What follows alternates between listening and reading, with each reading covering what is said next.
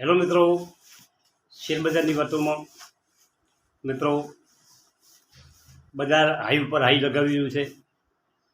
સાવચેત રહીને રોકાણ કરવાનો સમય છે. આપણે આજ બે ખૂબ સારા સ્ટોકની વાત કરવી છે, પરંતુ એના પહેલાં આપણે થોડીક બીજી ચર્ચા કરવી છે કે શેરબજારમાં કોઈએ એક સાચું કહ્યું છે કે વધારે નફો તો વધારે જોખમ ઉઠાવો ત્યારે જ મળી શકે. જોખમ વગર નફો મળતો નથી, પરંતુ આ જોખમી રોકાણકારો માટે ફાયદાકારક છે, જે લાંબા સમય માટે બજારના ખેલાડી બની ચૂક્યા છે. જે શેરબજારમાં ખેલાડી બની ચૂક્યા છે એમના માટે ફાયદાકારક છે. નવા રોકાણકારોએ ધીમે ધીમે જોખમ લેવાનું શરૂ કરવું પડશે, અને એ ધ્યાન રાખવું પડશે કે ક્યાંય પોતાના પૈસા લગાવવા જોઈએ અને ક્યાંય પૈસા ન લગાવવા જોઈએ. એટલે મિત્રો, જો આપણે શેરબજારના ખેલાડી ના હા તો આપણે શેરબજારને ખૂબ સાવચેતીથી આપણે એને લેવું પડશે. આડેધડ રોકાણથી આપણા પૈસા બનશે નહીં. આપણે કંપનીનું સેક્ટર સમજવું પડશે કે કંપની શું બિઝનેસ કરે છે અને આ બિઝનેસ ભવિષ્યમાં કેવો ચાલશે. આ શેર વધે છે એની પાછળનું રીઝન શું છે.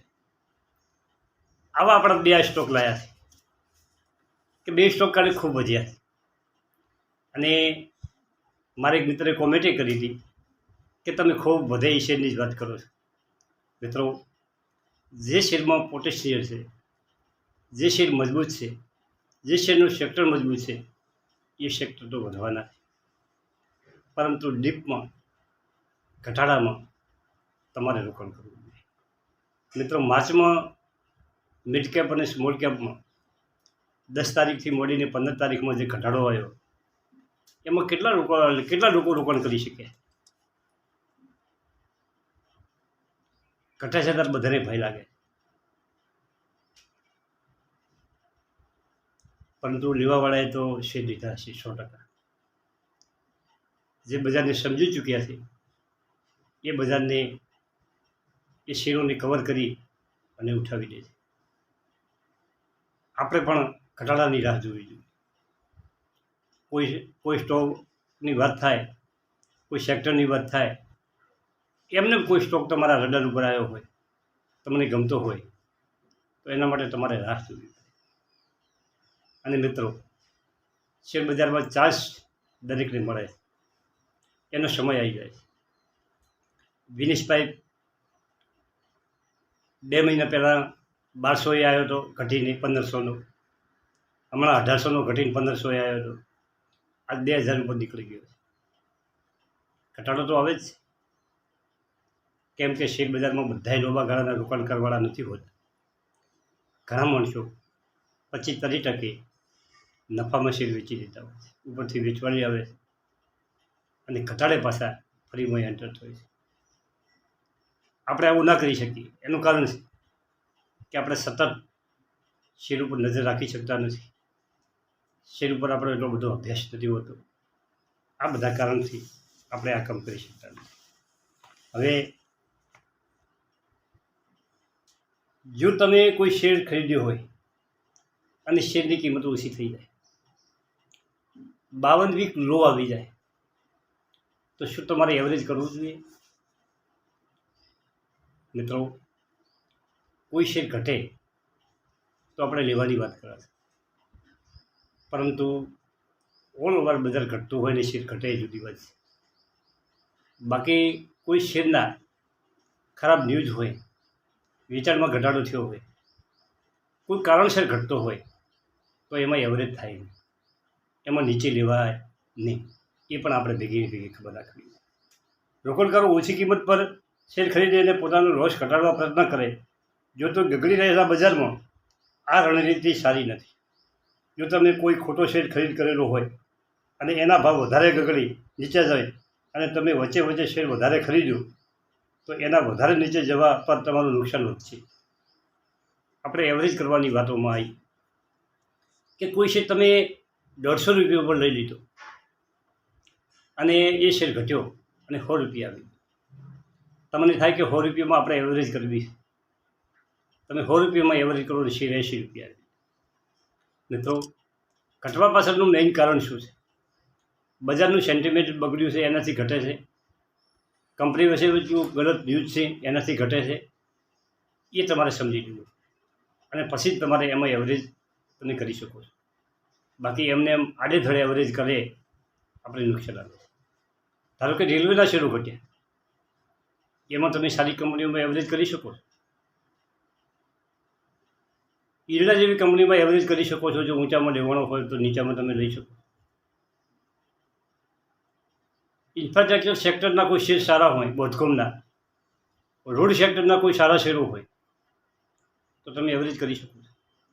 પરંતુ એમાં તમારે એનું સંશોધન કરવું પડે.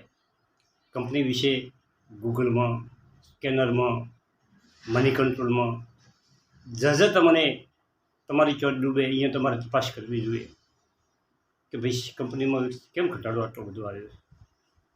આ બધું જોયા પછી તમે એવરેજ કરો તો તમને તકલીફ નહીં પડે. ખાસી વાત છે. હવે આપણે 2 કંપનીઓના શેરની વાત કરીએ. મિત્રો, પહેલો છે હરિઓમ પાઇપ.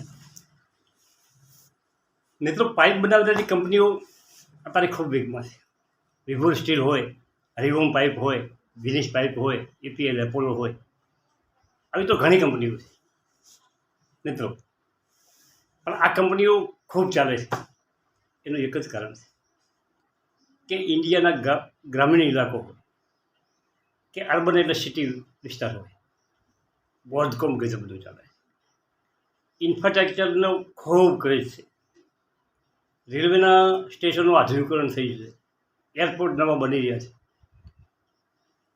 મલ્ટીપ્લેક્સ મોટા મોટા શોરૂમો બની રહ્યા છે અને એમાં સ્ટીલની પાઇપો એટલે કે લોખંડની પાઇપો ખૂબ ઉપયોગ થાય, ગજબ ઉપયોગ થાય. અને હવે તો આપણે વિદેશમાં પણ નિકાસ કરે. આ હરિઓમ પાઇપનો આઈપીઓ 1 વર્ષ પહેલો આવેલો. મિત્રો, 557 રૂપિયા ચાલી રહ્યો છે, કાલે 8% વધારો અને 52 વીક લો 153 રૂપિયા અને 52 વીક હાઈ 740 રૂપિયા. દમદાર કંપની. મિત્રો, ઇન્ફ્રાસ્ટ્રક્ચરમાં પાઇપની જોરદાર ડિમાન્ડ છે. ગ્રામીણ અને અર્બનમાં જોરદાર પાઇપની ડિમાન્ડ ચાલી રહી છે. બાંધકામ કંપનીઓ જે નવી આવે છે કે જૂની આવે છે, એ કંપનીનો અમને વિસ્તાર કરવો હોય તો ખૂબ પાઇપોનો ઉપયોગ થાય. તમારે મોટો એક શેડ બનાવવો હોય તો એમાં પાઇપોનો ગજબ ઉપયોગ થાય. લોખંડ એટલું બધું વપરાય છે ને એની ખુશીમાં. વિનેશ પાઇપ જે રીતે તમે હવે ખૂબ ઊંચે જતો રહેશો ને એમાં તમારી ટોચ ના ડૂબે, તમને ખૂબ મોંઘો લાગતો હોય તો તમે વિભોર સ્ટીલ, હરિઓમ પાઇપ ઓમાં તમારે એન્ટ્રી લેવી જોઈએ. એન્ટ્રી કયા ભાવે લેવી એ તમારા ઉપર છોડો. તમારે ઘટાડે લેવી કે ક્યાં લેવી. મિત્રો, આ ફક્ત ઇન્ફોર્મેશન છે. મારા કહેવાથી તમારે કોઈ શેર લેવાનો નથી.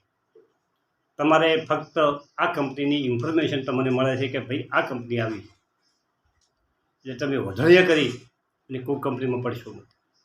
તમારો આત્માનો અવાજ થાય કે ના કંપની આપણને ગમે છે તો જ ભાઈ એમ એડજસ્ટ થયું. હવે આપણે હોલ્ડિંગની વાત કરીએ.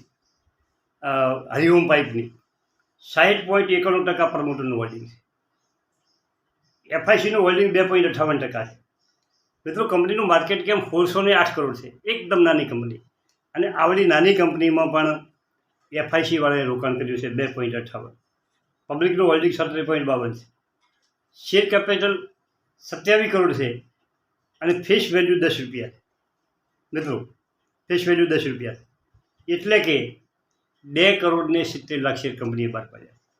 એસેટ 237 કરોડની દમદાર એસેટ છે કંપની પાસે.